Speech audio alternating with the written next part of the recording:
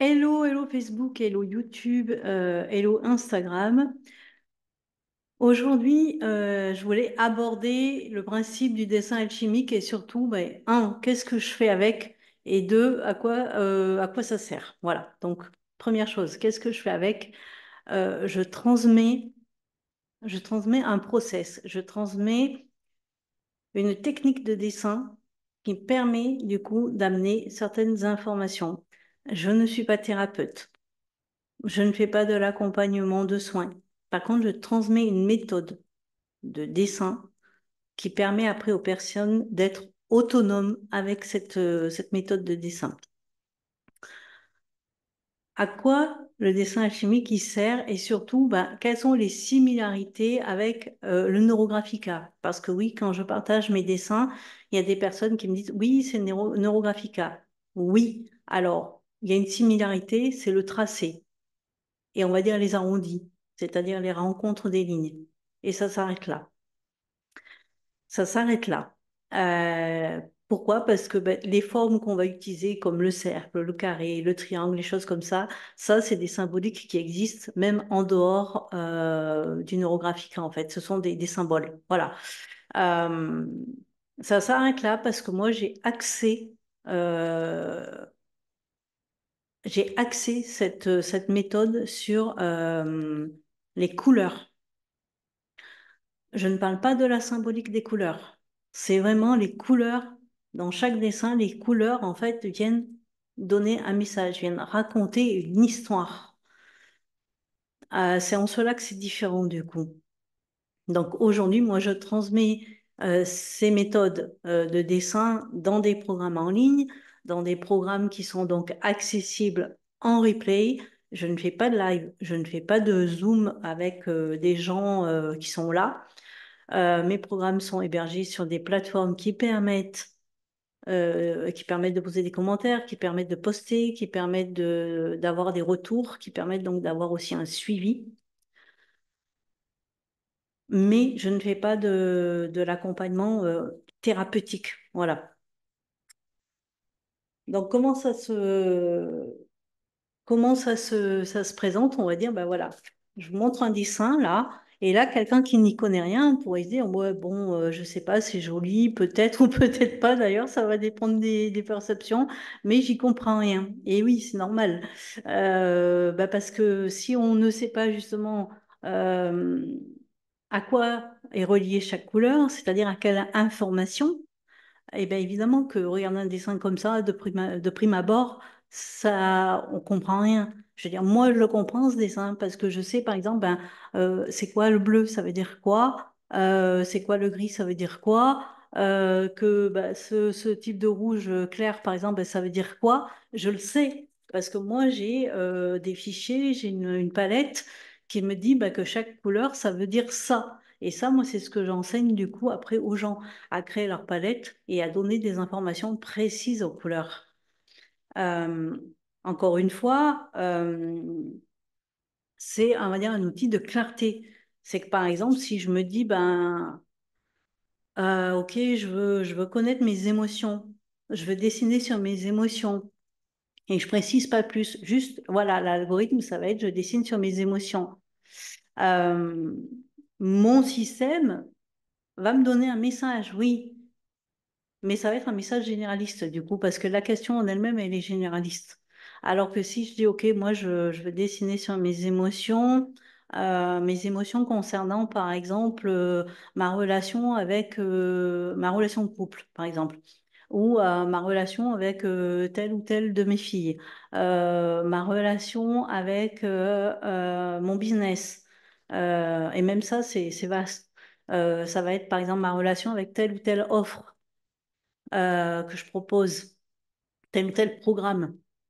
Et là, donc, je vais pouvoir dessiner, le message sera beaucoup plus prégnant, du coup, parce que je suis précise. Euh, Si je dis, bah, tiens, je veux dessiner, en sachant que, par exemple, je prends l'exemple des émotions, les émotions, on va dire, un drapeau. C'est juste un truc qui vient dire, tiens, là, bah, là, tu es sur ton bon chemin, j'ai envie de dire, et là, tu n'y es pas, en fonction de l'émotion qui ressort. Mais l'émotion est toujours, elle, reliée à une histoire mentale, donc une croyance. Et là, c'est pareil. Si je me dis, bah, tiens, je vais dessiner sur mes croyances, mais d'une manière générale, le message que je vais avoir, lui aussi, il va être général. Alors que si je dis, bah, tiens, je vais dessiner sur mes croyances limitantes en lien avec telle prestation, tel programme, ou en lien avec ma relation de couple, ou en lien avec une de mes filles, par exemple, euh, le message que le dessin va me donner sera beaucoup plus puissant et beaucoup plus précis. Et si je dis par exemple que je vais dessiner sur les croyances porteuses, les croyances constructives, les croyances positives, ben, forcément que le résultat sera encore différent. Donc la clarté, elle vient déjà de la clarté de la question. Plus je suis précise dans la question que je pose, on va dire, au dessin, et plus la réponse, elle, sera précise aussi. Mais encore une fois, c'est parce que il y a, on va dire, euh, il y a en amont une précision colorimétrique qui a été faite. Voilà. Et dans mes programmes, et ben voilà, j'invite les personnes justement à faire leur palette de couleurs ben, en fonction d'eux-mêmes. C'est-à-dire que au niveau du symbolisme des couleurs, on pourrait dire oui, ben, le vert, c'est associé par exemple à la nature, à l'équilibre, au zen. Mais ça peut être aussi relié à l'argent, ça peut être relié à la santé, ça peut être lié à plein de choses. Donc, on peut être influencé par ça. Mais en vrai, on peut aussi décider que le vert, c'est carrément autre chose. Voilà, il n'y a pas de dogme, on va dire, il n'y a pas de diktat à ce niveau-là. J'encourage toujours les personnes à faire justement ben, comme elles veulent. Moi, chez moi, par exemple, le noir, c'est pas quelque chose de négatif. Des fois, j'ai des dessins qui vont être tout noirs et les personnes pourraient dire, oh là là, bah dis donc, c'est pas très joyeux. Et au contraire, c'est très joyeux, justement, parce que moi, j'ai pas associé le noir à quelque chose de dramatique. Voilà. Le noir, pour moi, c'est une couleur, c'est la source, c'est la couleur justement qui permet d'imprimer les connaissances. Donc non, c'est pas quelque chose de négatif. Voilà. Après, on peut aussi dessiner ben, sur plein de choses. Moi, c'est ce que j'ai réuni dans mes programmes, c'est que je réunis je mixe les approches. Là, par exemple, c'est un dessin sur les chakras. Voilà. Euh, je peux faire des dessins, des cartes composites, comme on peut faire en human design ou en astrologie, c'est-à-dire réunir deux personnes, j'ai envie de dire, en sachant que je me mets toujours moi dans le lot. Je dessine jamais sur des personnes, on va dire, complètement où je ne suis pas dedans. Euh, voilà, soit c'est ma relation de couple, soit c'est ma relation avec une de mes filles, soit c'est ma relation avec quelqu'un d'autre, mais je suis dedans. Et je vais faire comme ça une carte composite où, par exemple, je vais dire, bah, tiens, c'est quoi, euh, bah, c'est quoi, par exemple, les valeurs qu'on a en commun? Ou, bah, tiens, c'est quoi les piliers essentiels qu'on a en commun? Ou, bah, tiens, c'est quoi les croyances porteuses qu'on a en commun? Ou les croyances limitantes qu'on a en commun? Ou les émotions En fait, et ça va créer, quand je fais une carte composite, c'est-à-dire qu'il y a d'une part les deux personnes, les deux entités, et il y a la relation au milieu qui est encore une autre entité. Et c'est au niveau de la relation, c'est comment les choses, elles viennent se rencontrer. Voilà. Euh, dans Attraction Point, par exemple, c'est la zone de résonance, la caisse de résonance entre deux personnes ou entre deux situations, ou entre deux... euh,